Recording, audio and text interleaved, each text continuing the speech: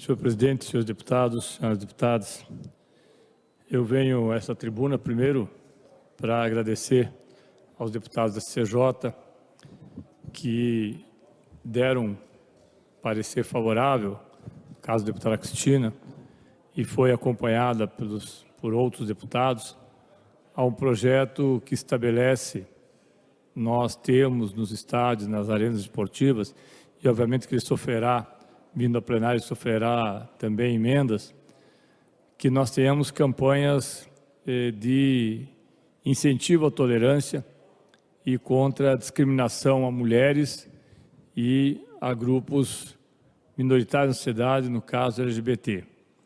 E eu faço isso de público, senhor presidente, porque eu sei que o tema é polêmico, inclusive eu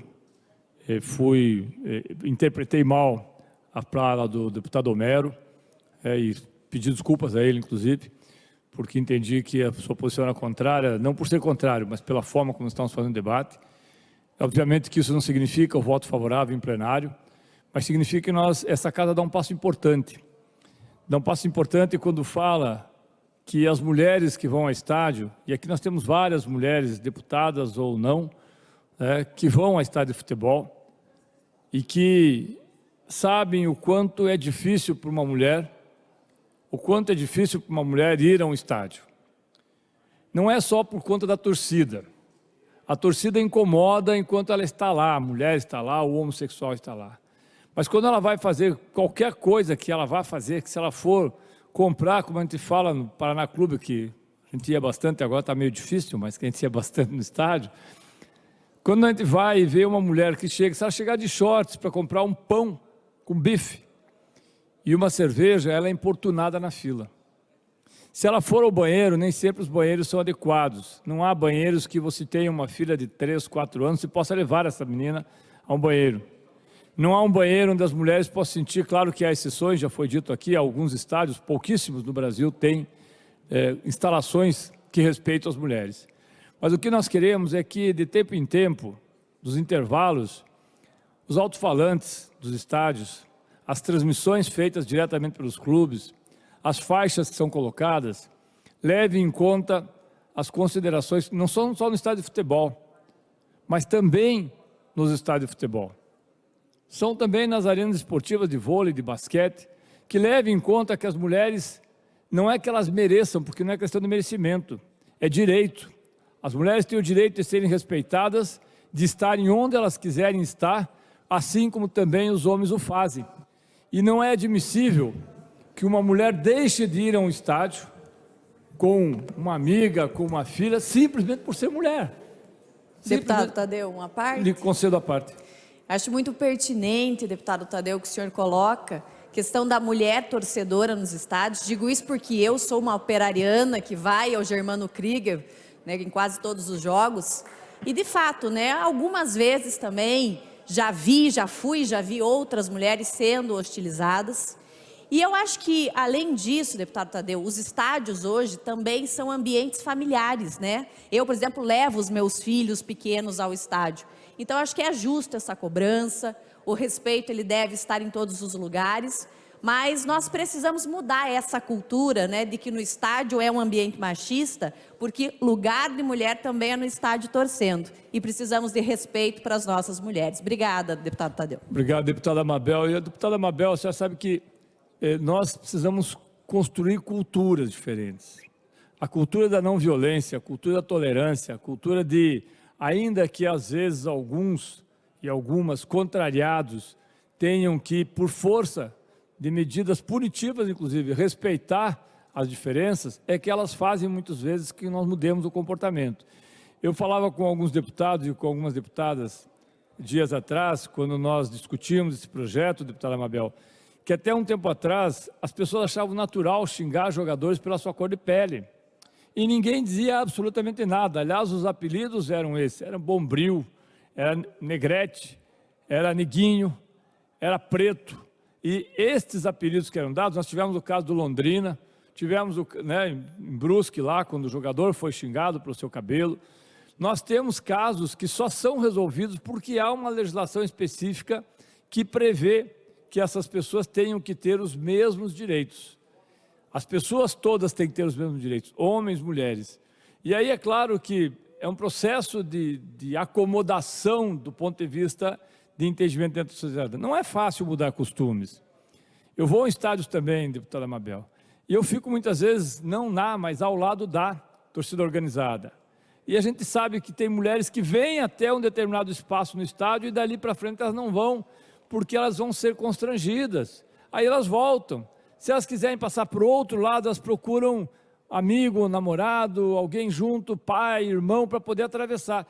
E aí nós falamos de sociedades que têm preconceitos contra as mulheres, contra LGBT. Mas nós não percebemos o quanto nós somos preconceituosos também e o quanto nós incentivamos essa prática, com palavrões, com muitas vezes expressões físicas, que a senhora sabe que nós vemos em estádios, quando não, e mais grave ainda, com agressões explícitas, com você reparar no jeito que a mulher se veste, ou a menina se veste, a forma como ela vai até a lanchonete, a forma como ela vai até o próprio toalete, o próprio banheiro.